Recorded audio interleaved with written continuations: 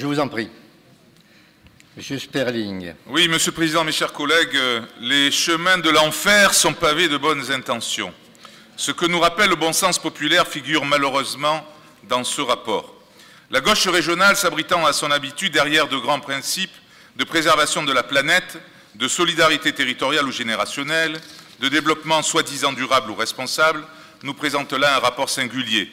Ce rapport puise en réalité son unique légitimité dans le clientélisme et le sectarisme qui sont la marque de cette majorité qui s'affranchit de la devise fondatrice, Monsieur le Président, de la République, celle de l'égalité, pourtant inscrite au fronton du Conseil régional.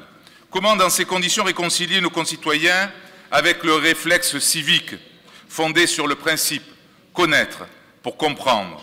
Comprendre, c'est respecter. C'est cette même majorité qui y substitue le sulfureux principe de conditionnalité pour intervenir dans les dossiers qui lui sont présentés. Ainsi, lorsqu'une entreprise ou une association sollicitera un soutien pour maintenir ou développer l'emploi, celle-ci devra d'abord satisfaire à une foultitude de conditions plus ou moins ubuesques pour bénéficier de financements qui serviraient à toute autre chose qu'à créer des emplois. Lorsqu'une institution ou une commune fera de même, elle aura droit à un non, sans appel, au titre des mêmes principes. Deux exemples de cette politique sectaire. Ils datent des commissions d'études et de travail au cours desquelles nous avons préparé cette Assemblée.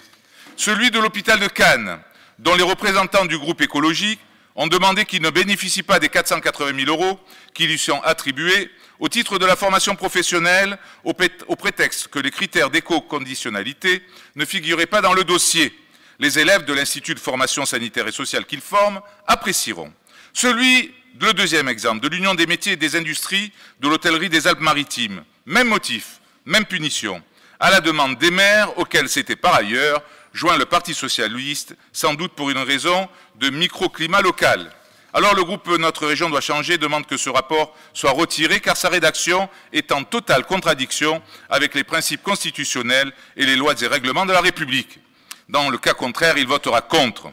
Enfin, Monsieur le Président, vous qui souhaitez mettre en valeur la fraternité, la tolérance, le respect et un nouveau dialogue avec le citoyen, je me permettrai de vous rappeler qu'à ce jour, vous n'avez toujours pas répondu à mes questions posées lors de la dernière séance sur l'organisation juridique de l'AREA et ses relations avec les services du Conseil régional, ainsi que sur les inquiétudes, les doutes manifestés par son personnel quant à son avenir et l'égalité dans leurs droits.